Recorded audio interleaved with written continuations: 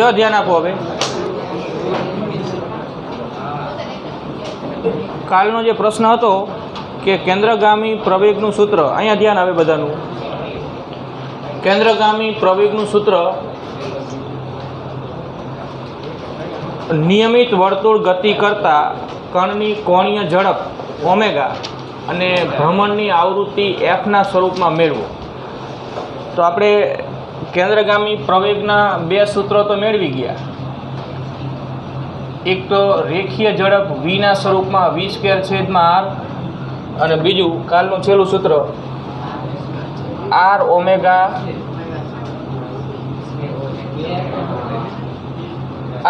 Square. છેલ્લું સૂત્ર તમે શું બનાવ્યું? r omega square. હવે આમાં ઓમેગા છે, જો ધ્યાન આપો હવે અહીંયા આ ઓમેગા છે એ ભ્રમણની કોણીય ઝડપ છે, વી છે એ ભ્રમણની રેખીય ઝડપ છે. તો તમને જો રેખીય ઝડપ આપી હોય તો કેન્દ્રગામી પ્રવેગ શોધવા આ સૂત્ર વાપરવું, કોણીય ઝડપ આપી હોય તો આ સૂત્ર વાપરવું. ભ્રમણ જે વર્તુળ માર્ગે થાય છે એ વર્તુળ માર્ગની ત્રિજ્યા તો આપેલી હોય, r એ ત્રિજ્યા છે, આમાં પણ છે અને આમાં પણ છે, બરાબર. હવે એ જ પ્રશ્નમાં તમે એમ લખ્યું છે કે કેન્દ્રગામી પ્રવેગનું સૂત્ર ભ્રમણની આવૃત્તિના સ્વરૂપમાં મેળવો. તો આપણે પહેલાં ભ્રમણની આવૃત્તિ વ્યાખ્યાયિત કરીએ, ભ્રમણનો આવર્તકાળ વ્યાખ્યાયિત કરીએ અને એફ અને ટીના સ્વરૂપમાં પણ સૂત્ર બનશે. જો તો આવૃત્તિનો અર્થ કાલનો પ્રશ્નથી જ આગળ વધારવાનો. તો આકૃતિ તમે દોરી જશે, બીજી વાર દોરવાની જરૂર નહીં. આવૃત્તિને સંજ્ઞામાં સ્મોલ એફ વડે આપણે દર્શાવીએ. આવૃત્તિનો અર્થ શું થાય? જો તો કે આ જે વર્તુળાકાર માર્ગે કણ નિયમિત વર્તુળ ગતિ કરે છે, અચળ ઝડપથી ભ્રમણ કરે છે. નિયમિત વર્તુળ ગતિ એટલે અચળ ઝડપે વર્તુળાકાર માર્ગે થતી ગતિ. એમાં એને 1 સેકન્ડમાં કરેલા પરિભ્રમણોની સંખ્યા એને કહેવાય ભ્રમણની આવૃત્તિ, બરાબર. આની વ્યાખ્યા આપી દઈ પહેલાં. કણે 1 સેકન્ડમાં કરેલા પરિભ્રમણોની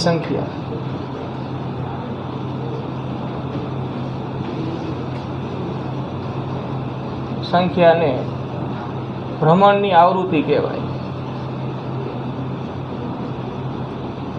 આવૃત્તિની સંજ્ઞા આપણે સ્મોલ એફ આપીશું, બરાબર. બુકમાં તમને આમ આ રીતે સંજ્ઞા આપી છે. જો આમ આને મ્યુ વચાય, પણ આપણે વી અને આ બધું સરખું થઈ જાય એટલે મ્યુની જગ્યાએ સંજ્ઞા શું વાપરશું? એફ. એનાથી કંઈ ફેર પડતો નથી, બરાબર. આવૃત્તિ માટે તમે એફ જ લખો, એફ કહે છે. હવે આવર્તકાળ, નિયમિત વર્તુળ ગતિ કરતા કણનો આવર્તકાળને સંજ્ઞામાં કેપિટલ ટી નામ આપો. આવર્તકાળનો અર્થ થાય આ ભ્રમણ માટે કે એક પરિભ્રમણ કરવા માટે લાગતો સમય. એક ભ્રમણ પૂર્ણ કરવા માટે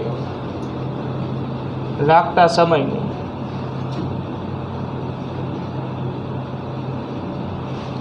આવર્તકાળ કહે છે.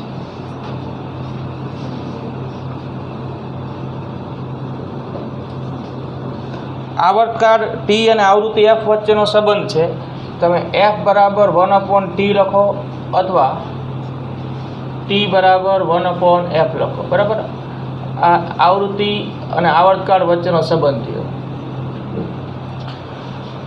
હવે આપણે રેખીય ઝડપનું સૂત્ર આવું લખી શકીએ. જો ઝડપ આપણે ખાલી ઝડપ બોલી રેખીય ઝડપ જ ગણવાની, બરાબર. કોણીય ઝડપ હોય તો ચોખવટ કરેલી હોય કે કોણીય ઝડપ એમ. તો રેખીય ઝડપ અથવા તો ઝડપ બરાબર અંતર ભાગ્યા સમય, આ મૂળ સૂત્ર છે. તો આ સૂત્ર આખા એક પરિભ્રમણ માટે લાગુ પાડો, જેમ કે પી પરથી નીકળેલો કણ એક ભ્રમણ પૂરું કરીને પી પર જ આવે એટલે એને વર્તુળના પરિઘ જેટલું અંતર કાપ્યું કહેવાય. તો અંતર થશે વર્તુળના પરિઘ જેટલું એટલે 2πr, બરાબર. અને એક ભ્રમણ પૂરું કરવા માટે એને જે સમય લાગે એ સમયને આપણે શું નામ આપ્યું? આવર્તકાળ. એટલે નીચે જે સમય કે સમયગાળો છે અહીંયા શું આવશે? ટી. રેખીય ઝડપ વી. તો વી બરાબર 2πr/t આવું લખાય. 1/t ની જગ્યાએ f લખાય. તો અહીંયા 1/t આવ્યું છે, અહીંયા f લખી શકાય. તો વીનું સૂત્ર fના સ્વરૂપમાં આવું લખાય 2πrf. આ રેખીય ઝડપના સૂત્રો છે બધા, બરાબર? આવર્તકાળના સ્વરૂપમાં, આવૃત્તિના સ્વરૂપમાં. સમજાય અહીંયા સુધી? હવે આપણે આવું મેળવ્યું કે વી બરાબર આર ઓમેગા. વી બરાબર આર ઓમેગા. આ છેલ્લે તમે આ સંબંધ મેળવો, રેખીય ઝડપ અને કોણીય ઝડપ વચ્ચેનો સંબંધ. તો જો વી બરાબર આર ઓમેગા અને વી બરાબર 2πrf પણ. તો હવે તમે આ બે સૂત્રો સરખાવી શકો. આ બે સૂત્રો સરખાવી શકો. આમાંય લખી શકાય. જો વીની જગ્યાએ આર ઓમેગા લખો તો આર ઓમેગા બરાબર 2πrf. બરાબર? અહીં એક સ્ટેપ લખો કે જ્યાં વી બરાબર આર ઓમેગા મૂકતા જે આપણે મેળવી ગયા છીએ. તો વીની જગ્યાએ આર ઓમેગા 2πrf, બે બાજુથી આર નીકળી જાય એટલે એફ અને ઓમેગાનો સંબંધ આવો થયો કે ઓમેગા બરાબર 2πf. જો ઓમેગાને ભ્રમણની કોણીય ઝડપ કહેવાય, અથવા એનું બીજું નામ છે ભ્રમણની કોણીય આવૃત્તિ. એફને આવૃત્તિ કહેવાય અને ઓમેગાને કોણીય આવૃત્તિ એવું કહેવાય, અથવા તો ભ્રમણ દરમિયાન પદાર્થની કોણીય ઝડપ. કોણીય ઝડપ બોલો કે કોણીય આવૃત્તિ બોલો, વાત હરખી થઈ. ઓમેગા અને આવૃત્તિ એફનો સંબંધ ઓમેગા બરાબર 2πf. હવે જો AC બરાબર આર ઓમેગા સ્ક્વેર, કેન્દ્રગામી પ્રવેગ AC બરાબર આર ઓમેગા સ્ક્વેર. તો આપણે આમાં ઓમેગાની જગ્યાએ શું લખી શકીએ? 2πf લખી શકીએ. અને ઓમેગાની જગ્યાએ આવું લખાય 2π/t. એફની જગ્યાએ 1/t કરી દો તો ઓમેગા બરાબર 2π/t એ થાય ને. ઓમેગા બરાબર 2πf, એફ બરાબર 1/t. તો એફની જગ્યાએ 1/t લખો તો ઓમેગા બરાબર 2π/t. તો ઓમેગાનું આ સૂત્ર તમે આમાં મૂકો કે ઓમેગાનું આ સૂત્ર આમાં મૂકો એટલે કેન્દ્રગામી પ્રવેગનું સૂત્ર આપણને એફ અથવા તો ટીના સ્વરૂપમાં મળે. તો આપણે ઓમેગા બરાબર 2πf મૂકીએ. આમાં 2πf મૂકો ઓમેગાના સ્થાને. તો કેન્દ્રગામી પ્રવેગ AC બરાબર આર એમના એમ, ઓમેગાની જગ્યાએ 2πf અને ઓમેગાનો વર્ગ છે તો આખાઈનો વર્ગ થશે. બરાબર? તો AC બરાબર આર વર્ગ કરી નાખો એટલે 4π², 2/4 π² f². બરાબર? તો આ કેન્દ્રગામી પ્રવેગનું સૂત્ર ભ્રમણની આવૃત્તિના સ્વરૂપમાં આ રીતે લખાય. હવે હું અહીંયા ઓમેગાની જગ્યાએ 2π/t પણ લખી શકું અહીંયા. તો AC બરાબર આર ઓમેગા સ્ક્વેરમાં ઓમેગા બરાબર 2π/t મૂકતા તો AC બરાબર આર એમના એમ, ઓમેગાની જગ્યાએ 2π/t, ઓમેગાનો વર્ગ છે એટલે આખાઈનો વર્ગ. બરાબર? એટલે 4π² થશે અંશમાં, વર્ગ કરી નાખો. આનો વર્ગ થાય 4π² અને t². એટલે આર 4π²/t². તો કેન્દ્રગામી પ્રવેગનું સૂત્ર આમાંય લખાય. બરાબર? તો આ બધા જ કેન્દ્રગામી પ્રવેગના સૂત્રો થયા. જો AC બરાબર v²/r, AC બરાબર આર ઓમેગા સ્ક્વેર, AC બરાબર આર 4π²f² અને AC બરાબર આર 4π²/t². આ બધા સૂત્રો બરાબર ધ્યાનમાં રાખવા. આપણે વચમાં આ સૂત્ર બન્યું એ અગત્યનું છે કે વી બરાબર આર ઓમેગા. તમને રેખીય ઝડપ અને કોણીય ઝડપ વચ્ચેનો આ સંબંધ છે. ઓમેગા આપ્યું હોય કોણીય ઝડપ તો રેખીય ઝડપ મળે આના વડે. બરાબર? રેખીય ઝડપ આપી હોય તો કોણીય ઝડપ મળે. આર જ્યાં જ્યાં દેખાય છે આમાં એ વર્તુળ માર્ગની શું છે? ત્રિજ્યા. આવડશે ને હરિભાઈ? બરાબર? અને હવે પછીના જે દાખલા છે એ આ સૂત્રો મેળવાય એના પરથી છે સીધા સિમ્પલ. એક ગણી નાખીએ સાથે સાથે, પછી લખજો તમે.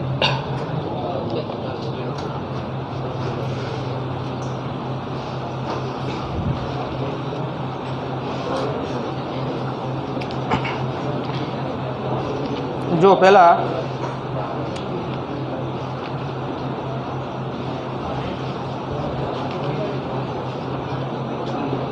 ઉદાહરણ 4.10 જોઈએ. ખાલી નાનો એવો દાખલો છે, અહીં ધ્યાન આપો. રકમ જુઓ.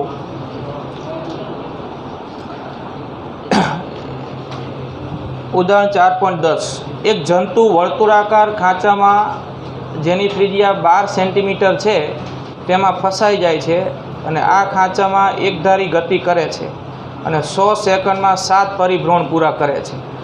એટલે જે વર્તુળ માર્ગ આપ્યો છે, ખાંચો વર્તુળાકાર ખાંચો એટલે આ વર્તુળાકાર માર્ગ, આમાં કોઈ જંતુ કે કીડી કે મકોડો આમ ભ્રમણ કરે છે જેની ત્રિજ્યા આપી છે, ત્રિજ્યા છે 12 સેન્ટીમીટર, બરાબર, ત્રિજ્યા 12 સેન્ટીમીટર, અને એ 100 સેકન્ડમાં 7 ભ્રમણ પૂરા કરે છે એવું કીધું છે. એટલે 7 પરિભ્રમણ માટે 100 સેકન્ડ લાગે છે, બરાબર, આવું કીધું છે આપણને. તો પહેલો પ્રશ્ન છે કે જંતુની કોણીય ઝડપ શોધો, રેખીય ઝડપ શોધો, બરાબર. તો કોણીય ઝડપ ને રેખીય ઝડપ શોધવી હોય તો આપણી પાસે આટલી માહિતી છે, એના પરથી કઈ રીતે આગળ વધશું? જો આ તો આપી દીધું છે, 7 પરિભ્રમણ માટે 100 સેકન્ડ લાગે છે એવું કીધું છે. તો આપણે ત્રિરાશિ મૂકીએ કે 7 પરિભ્રમણ માટે 100 સેકન્ડ, તો 1 પરિભ્રમણ માટે કેટલું, એટલે આવર્તકાળ મળી જાય. આવર્તકાળ મળી જાય પછી આપણી પાસે ઓમેગા શોધવાનું, આ રહ્યું સૂત્ર, ઓમેગા બરાબર 2π/t. આવર્તકાળ અહીંયા મૂકી દો એટલે કોણીય ઝડપ મળી જાય. કોણીય ઝડપ મળી જાય એના પરથી રેખીય ઝડપ શોધવા માટે આ સૂત્ર v બરાબર r ઓમેગા, અહીંયા ઓમેગા મૂકી દો એટલે v મળી જાય, બરાબર, સિમ્પલ છે. જો અહીં ત્રિરાશિ મૂકીએ કે 7 પરિભ્રમણ માટે 100 સેકન્ડ, તો 1 પરિભ્રમણ માટે કેટલો સમય, અને આ જે સમય મળે એને જ આવર્તકાળ કહેવાય. તો આવર્તકાળ t બરાબર 1 ગુણ્યા 100 એટલે 100/7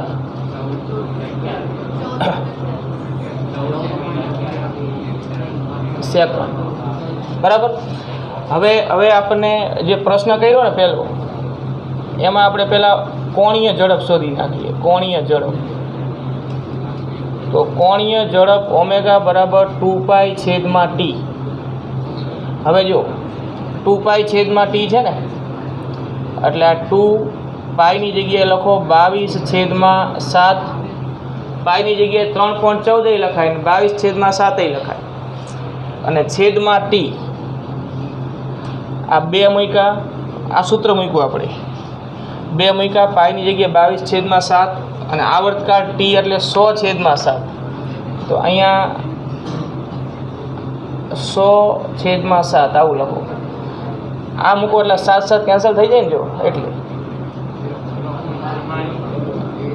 આ 7 નીકળી જાય, 44/100 0.44, એટલે ઓમેગા બરાબર 0.44.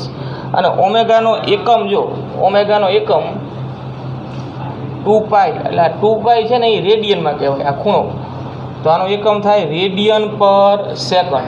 આવર્તકાળ એટલે સમય, બરાબર, એટલે આપણે અહીંયા એકમ લખી શકીએ રેડિયન પર સેકન્ડ. ઓમેગા મળી ગયું. હવે v શોધવું છે તો કયું સૂત્ર લાગશે? v બરાબર r ઓમેગા, v બરાબર r ઓમેગા, રેખીય ઝડપ.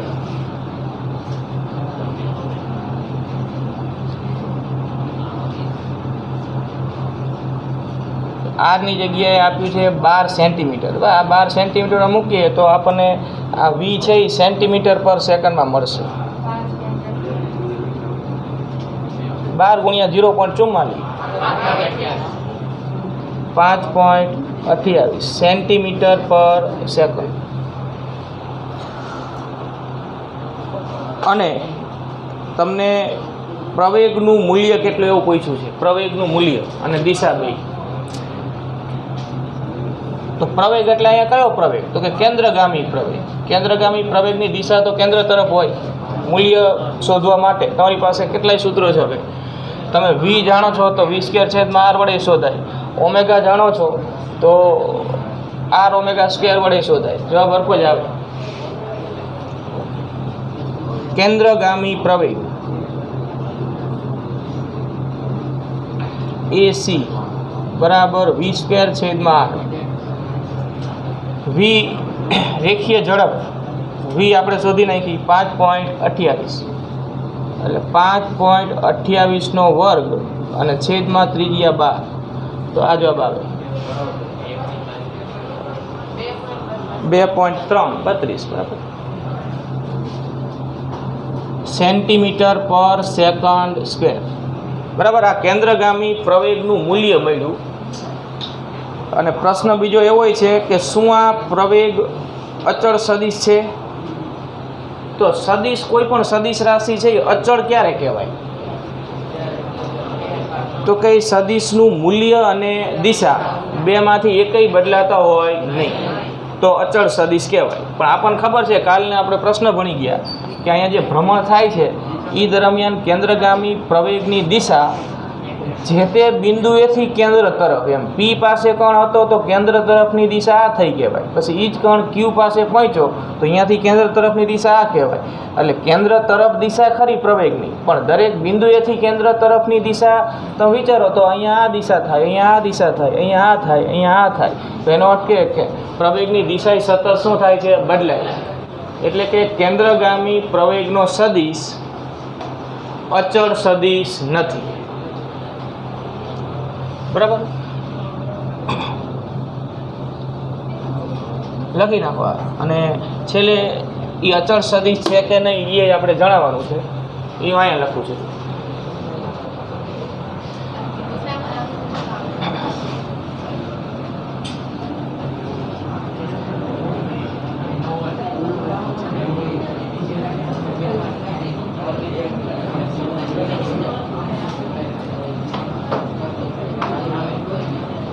નિયમિત વર્તુળ ગતિમાં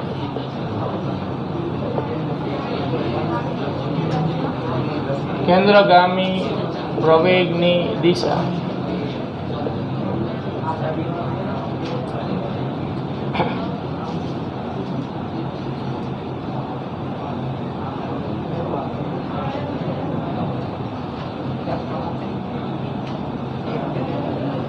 વર્તુળના કેન્દ્ર તરફ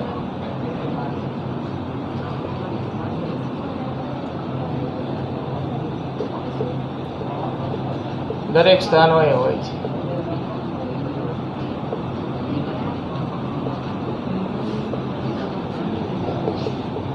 કેન્દ્રગામી પ્રવેગની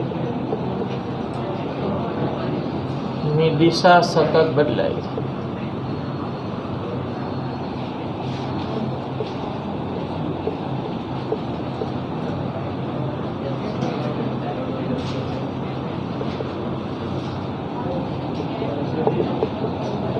કેન્દ્રગામી પ્રવેગનો સદિશ અચળ સદિશ નથી.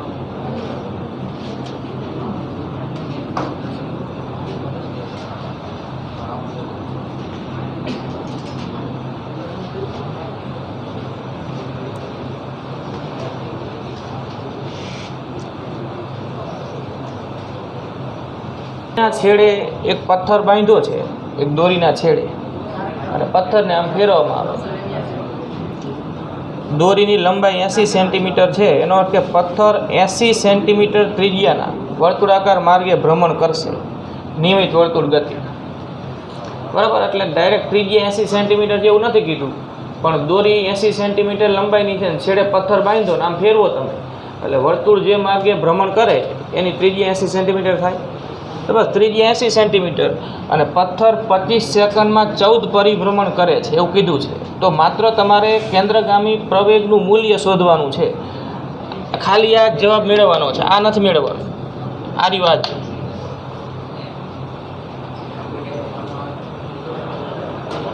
કેન્દ્રગામી પ્રવેગનું મૂલ્ય, કેન્દ્રગામી પ્રવેગના 4 સૂત્રો તમારી સામે લખેલા છે, એટલે જે લાગુ પડે એ મૂકવાનું. અહીંયા ત્રિરાશિ મૂકી અને આવર્તકાળ મેળવી લો. પહેલાં આવર્તકાળ મળી જાય એટલે કેન્દ્રગામી પ્રવેગ મળી જાય.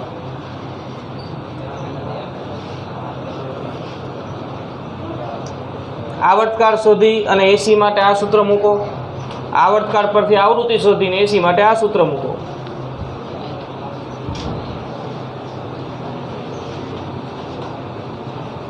ઘણી બધી રીતે ગણી શકાય, તમે જે પ્રમાણે ગણો એ મુજબ ટ્રાય કરો જરા. ચાલો હું ગણું જ છું. પછી ખાલી કેન્દ્રગામી પ્રવેગનું મૂલ્ય શોધો, ખાલી આટલી જ વાત.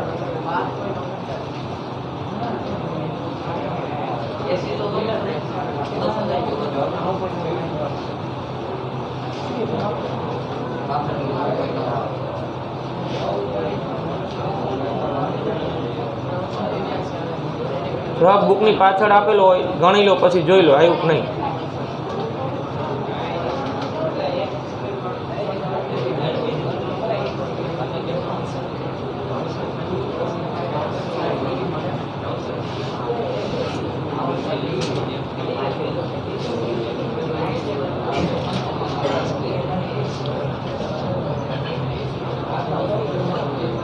એકદમ સિમ્પલ વાત. હવે તમારે એ જવાબ મળી જવો જોઈએ મારા મત પ્રમાણે. જવાબ બધાને આવવો જોઈએ. આ પ્રમાણે પહેલા ત્રિરાશિ મૂકીને આવર્તકાળ શોધી નાખો, બરાબર. આવર્તકાળ મળી જાય પછી ઓમેગાનું કયું સૂત્ર તમે લખી શકો, એટલે કે કેન્દ્રગામી પ્રવેગનું ડાયરેક્ટ આ લખાય ને, બરાબર. આવી જાય જવાબ. જો કે 14 પરિભ્રમણ માટે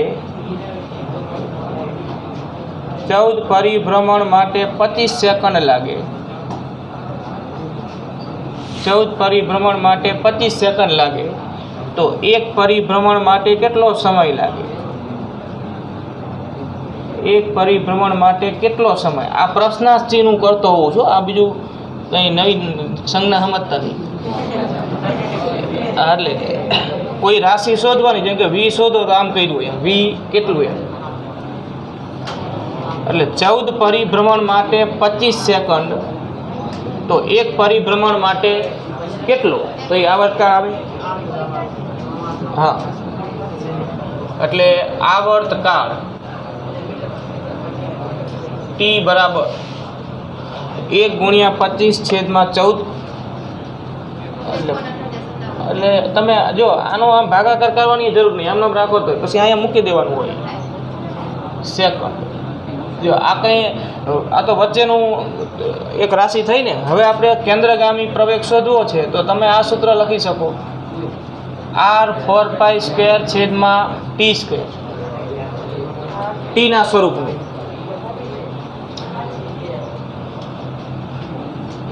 એસી બરાબર આરની જગ્યાએ 80 સેન્ટીમીટર, આ 4π², પાઈ એટલે 22/7, એટલે 22નો વર્ગ છેદમાં 7નો વર્ગ એવું થાય, π² છે એટલે.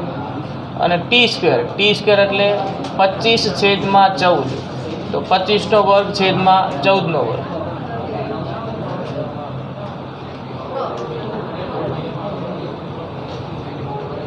આ જવાબ આવે.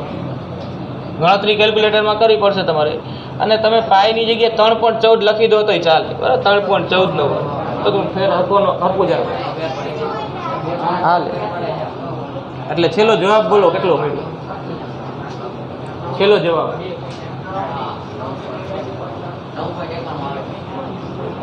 આવી ગયો. હા, આ આવશે સેન્ટીમીટરમાં આવશે, કેમ કે 80 સેન્ટીમીટર છે ને, એટલે 9 પોઈન્ટ, એટલે સેન્ટીમીટરમાં કેટલો પહેલાં 991.232. ચાલો આ આવ્યું સેન્ટીમીટરમાં. મીટરમાં લખવું હોય તો હજી આને 100 વડે ભાગવા પડે, તો હજી 2 પોઈન્ટ આમ ખસી જાય ને આ બાજુ. 100 વડે ભાગવો એટલે 2 પોઈન્ટ આ બાજુ ખસી જાય, એટલે 9.91. આ સેન્ટીમીટર પર સેકન્ડ સ્ક્વેર હતું, આ મીટર પર સેકન્ડ સ્ક્વેર.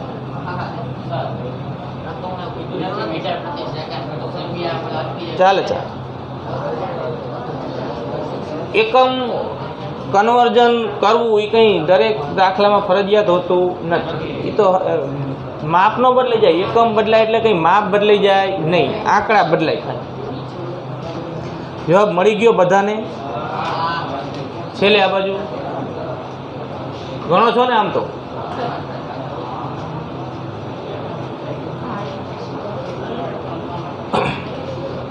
પછી દિશા માટે તો છેલ્લે એક વાક્ય લખી દેવાનું કે કેન્દ્રગામી પ્રવેગ વર્તુળના કેન્દ્ર તરફની દિશામાં હોય છે. એ તો ફિક્સ વાત થઈ ગઈ ને. હવે લખી દો છેલ્લે એક વાક્ય કે કેન્દ્રગામી પ્રવેગની દિશા વર્તુળના કેન્દ્ર તરફ હોય છે. આ મૂલ્ય મળ્યું. અને કેન્દ્ર તરફ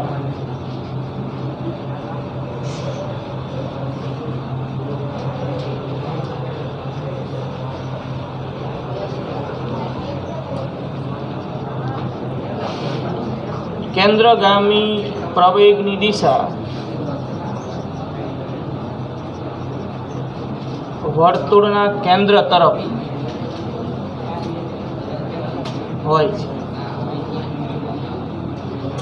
હવે 14.18 જો રકમ તમારી પાસે હોય જ ટ્રાય કરો. ચાલો પહેલા 14.18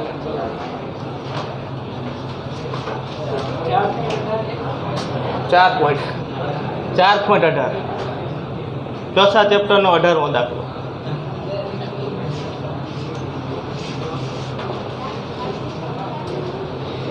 એક વિમાન આકાશમાં આમ સમક્ષિતિજ વર્તુળાકાર માર્ગે ભ્રમણ કરે છે. આમ નિયમિત વર્તુળ ગતિ. બરાબર.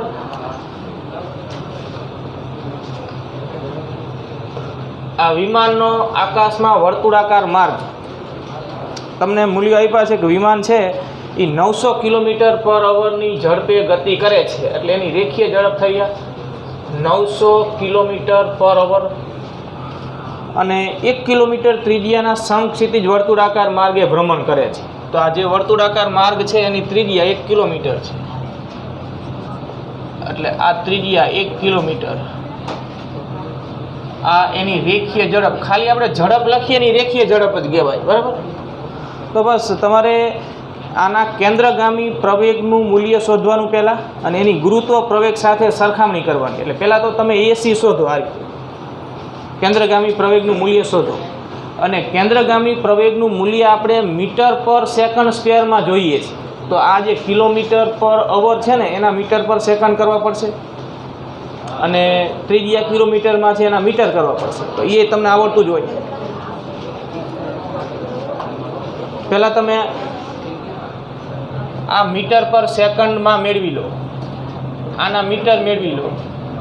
આર અને વી આપ્યું છે. તો કેન્દ્રગામી પ્રવેગ શોધવા કયું સૂત્ર લાગુ પાડશો? હા, v²/r પહેલું સૂત્ર.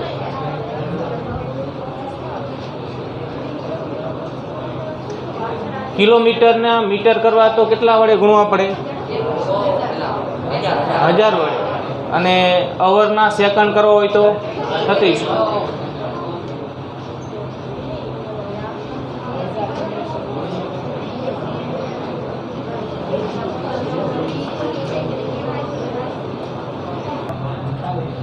જો આ થયો કેન્દ્રગામી પ્રવેગ. અને ગુરુત્વ પ્રવેગ g બરાબર 9.8 મીટર પ્રતિ સેકન્ડ સ્ક્વેર. આ તો અચળાંક છે. હવે આ બેની સરખામણી કરવી એનો અર્થ કે બેયનો શું લઈ લેવાનો? ગુણોત્તર. એટલે એક બીજા કરતાં કેટલું વધારે છે કે ઓછું છે એ નક્કી થઈ જાય. તો આને સમીકરણ 1 કહી દો, આને સમીકરણ 2 કહી દો, અને 1/2 કરો કે 2/1 કરો. સમીકરણ 1 અને 2 નો ગુણોત્તર લો. ગુણોત્તર લઈ લો એટલે AC/g કેન્દ્રગામી પ્રવેગનું મૂલ્ય છેદમાં ગુરુત્વ પ્રવેગનું મૂલ્ય એટલે કે 62.5/9.8 ભાગાકાર કરી નાખો 6.37. તો આનો અર્થ એવો થાય જો કે AC/g બરાબર 6.37. તો આ g અહીંયા ગુણાકારમાં લઈ લો. તો AC બરાબર 6.37 g આવું થાય. અને શબ્દોમાં બોલો તો એમ કહેવાય જો કે કેન્દ્રગામી પ્રવેગ એ ગુરુત્વ પ્રવેગ કરતાં કેટલા ગણો છે? 6.37. બરાબર. સમજો આખી વાત. અને એટલે જ તો વિમાન ભ્રમણ કરી શકે, કેમ કે કેન્દ્રગામી પ્રવેગ કેન્દ્ર તરફ આમ અને ગુરુત્વ પ્રવેગ આમ ક્યાં નીચે. એટલે અહીંયા કેન્દ્રગામી પ્રવેગ એ ગુરુત્વ પ્રવેગ કરતાં કેવો હોવો જરૂરી છે? વધારે, તો જ શક્ય બને ભ્રમણ.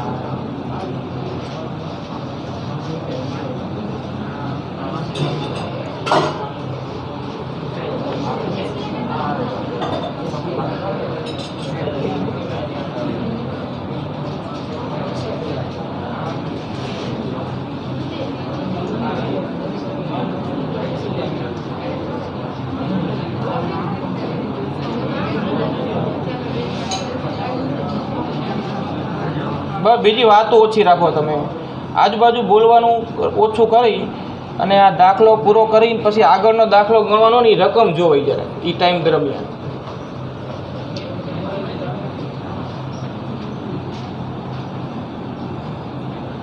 હવે આ છે ને સાપેક્ષ વેગનો દાખલો છે, બરાબર? થોડું વ્યવસ્થિત ધ્યાન આપજો.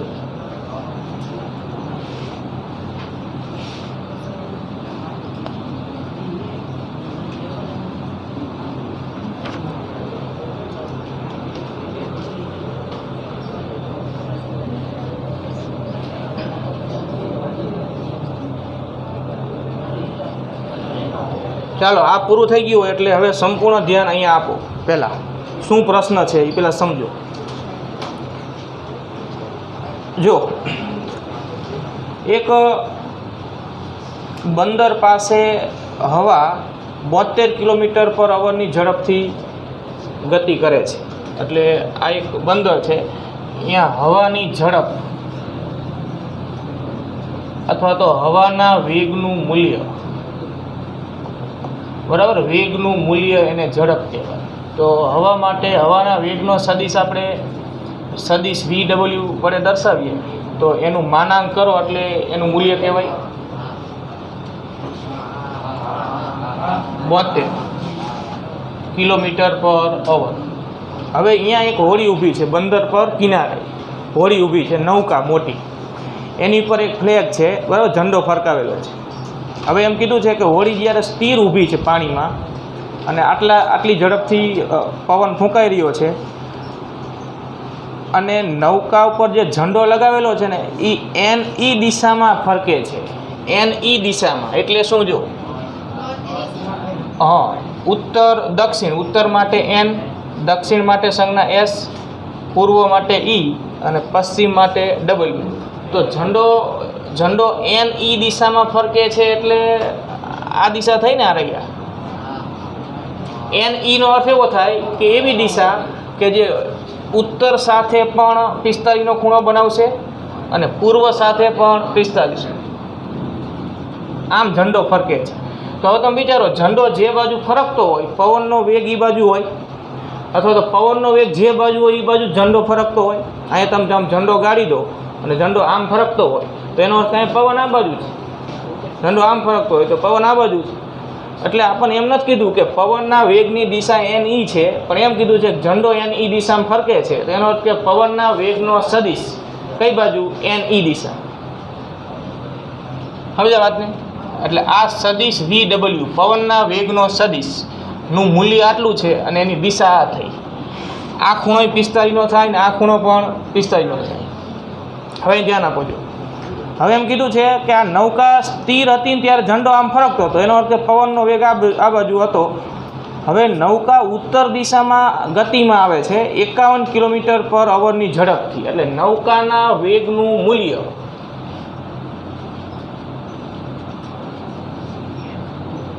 હોડીના વેગનું મૂલ્ય, બરાબર? VB, હોડી માટે સદિશ VB, હોડીના વેગનો સદિશ અને એનું મૂલ્ય 51 કિલોમીટર પર અવર. કઈ દિશામાં? રકમમાં કીધું કઈ દિશામાં? ઉત્તર દિશામાં. તો મેં અહીંથી આ પવનના વેગનો સદિશ દોર્યો, અહીંયાથી જ હવે હોડીના વેગનો સદિશ દોરવો છે તો ઉત્તર દિશામાં દોરવાનું થાય, ઉત્તર દિશામાં કીધું ને આપણને. અને બીજું કે આ મૂલ્ય છે ને, આ મૂલ્ય એ 72 છે, આ મૂલ્ય કેટલું છે 51 છે. તો એનો અર્થ કે આની લંબાઈ કરતાં આની લંબાઈ કેવી રાખવી પડે, ઓછી. બરાબર, આપણે એ ફેરફાર એ પ્રમાણે રાખવાનો. ચાલો, આ થયો સદિશ VB. હવે પ્રશ્ન એવો છે કે આ રીતે હોડી આ બાજુ 51 કિલોમીટર/અવરની ઝડપથી ગતિમાં આવે તો હવે એ ઝંડો પહેલાં એની દિશામાં ફરકતો હતો ને, એ હવે કઈ દિશામાં ફરકશે, આવો પ્રશ્ન છે. તો આ જે વાત શું છે, જો આપણે 2 દાખલા આગળ સાયકલવાળા ગણી ગયા કે વરસાદ શિરોલમ પડતો હતો. જો ધ્યાન આપો એક મિનિટ, વરસાદ શિરોલમ પડતો હતો અને સાયકલ સવાર વ્યક્તિ આમ ગતિ કરતો હોય, આમ એટલે કે ઉત્તરથી દક્ષિણ કે પૂર્વથી પશ્ચિમ જે ગણી લો, જે આપ્યું હોય ટૂંકમાં, તો એ ગતિમાં આવે ને, સાયકલ ગતિમાં આવે ને એટલે એને વરસાદનો વેગ જે ઓરિજિનલ હોય એનો અનુભવાય. એને વરસાદનો વેગ કોની સાપેક્ષ અનુભવાય, સાયકલની સાપેક્ષ, અથવા તો સાયકલના વેગની સાપેક્ષ એને વરસાદનો વેગ અનુભવાય. એવી રીતે છત્રી પકડવી પડે એને. તો એવી જ વાત છે અહીંયા કે હોડી જેવી ગતિમાં આવશે ને એટલે જે ઝંડો હતો એને પવનનો વેગ હવે હોડીના વેગની સાપેક્ષ અનુભવાશે. ઓરિજિનલ પવનનો વેગ તો એની દિશામાં છે, પણ હોડી ગતિમાં આવ્યા બાદ હવે ઝંડાને પવનનો વેગ કયો અનુભવાશે, તો કે હોડીની સાપેક્ષ પવનનો વેગ અનુભવાય છે. એટલે હોડીની સાપેક્ષ પવનનો વેગ જે દિશામાં આવે એ દિશામાં ઝંડો ફરકે. આપણને પ્રશ્ન એવો કર્યો છે કે ઝંડો કઈ દિશામાં ફરકશે. હોડી સ્થિર હોય ને, હોડી સ્થિર હોય તો પવન જે દિશામાં ફૂંકાય છે એ દિશામાં ઝંડો ફરકવા લાગે, અહીંયા એને એ જ દિશામાં પવનનો વેગ અનુભવાય. હવે હોડી પોતે ગતિમાં આવી જાય, હોડી ઉપર ઝંડો છે, એનો કે ઝંડો ગતિમાં આવી ગયો હોય, તો એ ગતિમાં આવે એટલે હવે એને વેગ જે પવનનો અનુભવાશે ને એ કયો, તો કે પોતાની સાપેક્ષ પવનનો વેગ. એટલે કે હોડીની સાપેક્ષ પવનનો વેગ હવે અહીંયા લાગુ પડે, અને હોડીની સાપેક્ષ પવનનો વેગ જે દિશામાં આવે એ દિશામાં ઝંડો ફરકે. આપણે શોધવાનો કયો સદિશ થયો, હોડીની સાપેક્ષ પવનના વેગનો સદિશ કઈ દિશામાં આવશે આ શોધવું પડે આપણે. બરાબર, લખીએ જો એક વાક્ય પહેલાં. દાખલો શરૂઆત કરાવી દઉં છું, તમે ટ્રાય કરજો પછી સમજો ને હું કહે છે. ઝંડો કઈ દિશામાં ફરકશે એવો પ્રશ્ન છે, તો આપણે પહેલાં લખશું કે હોડીની સાપેક્ષ પવનના વેગની દિશામાં ઝંડો ફરકશે.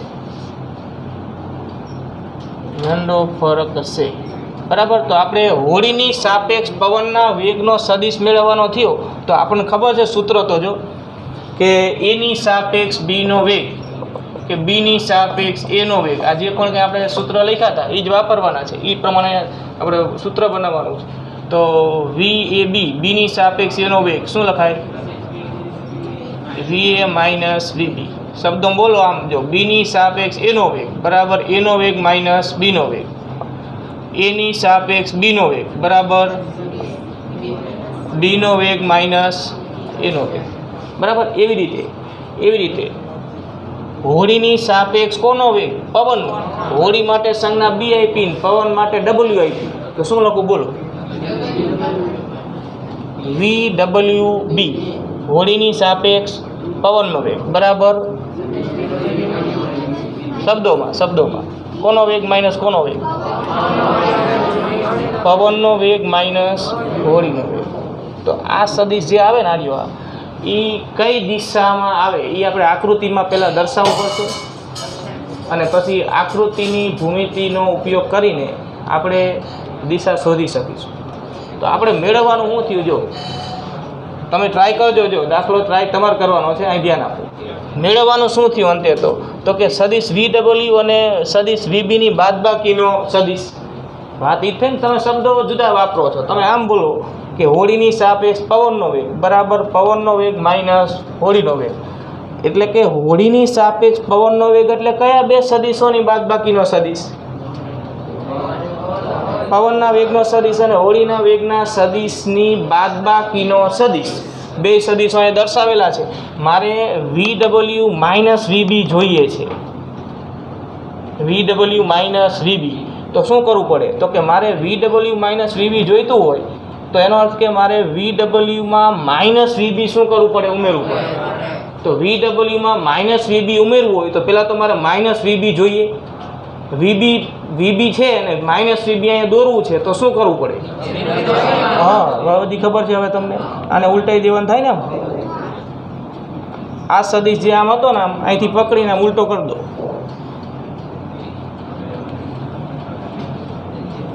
એટલે આને કહેવાય માઇનસ VB. આ લંબાઈ જેટલી હતી એટલી લંબાઈ આ છે, દિશા વિરુદ્ધ થઈ ગઈ. હવે આપણી પાસે આ બે સદીશો છે, સદીશ VW અને માઇનસ સદીશ VB, બંને એક જ બિંદુ પરથી દોરેલા છે. જો તો સમાંતર બાજુ ચતુષ્કોણના નિયમ વડે તમે આ બેના સરવાળાનો સદીશ અહીંયા દર્શાવી શકો. આ બેને સમાવતો સમાંતર બાજુ ચતુષ્કોણ પૂરો કરો. આને સમાંતર બાજુ સામે દોરો, આને સમાંતર બાજુ સામે દોરો અને આ સામાન્ય બિંદુમાંથી દોરેલો આ વિકર્ણ જે સદીશ VW પ્લસ માઇનસ સદીશ VB કહેવાય.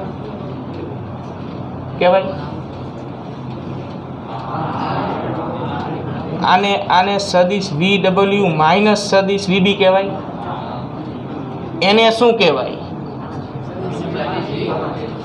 હોડીની સાપેક્ષ પવનનો વેગનો સદીશ થયો. આ થયો ને જે આપણે જોઈએ છીએ. સમજ આખી વાત? તો હવે તમને આકૃતિ પરથી જો તમે કંઈક વિચારી શકો તો વિચારી અને આ જે દિશા છે ને, આ દિશા એને આ VWની દિશા સાથે જે ખૂણો બનાવ્યો આલ્ફા એ આપણે શોધવો છે. તમારી પાસે સૂત્ર છે, એનો ઉપયોગ કરી જરા વિચારજો. બાકી અહીંયા સુધી લખી રાખો, આગળનું પછી કાલે પૂરું કરાવીશ.